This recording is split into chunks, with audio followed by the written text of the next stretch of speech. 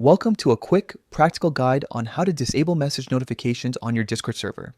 If you're getting pinged nonstop and just want some peace while staying in the loop, this walkthrough will show you a simple way to mute alerts without losing access to important channels. First, open Discord and head to your server. You'll see the list of channels on the left and a banner at the top with the server name.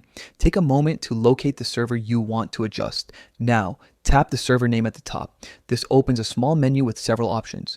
Look for the word notifications and select it. This is where you control how and when you're alerted about activity on that server.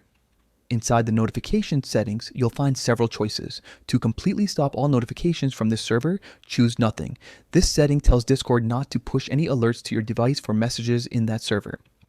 If you want a bit more control, there are other options like all messages or only at mentions, but for a full quiet, nothing is a direct route.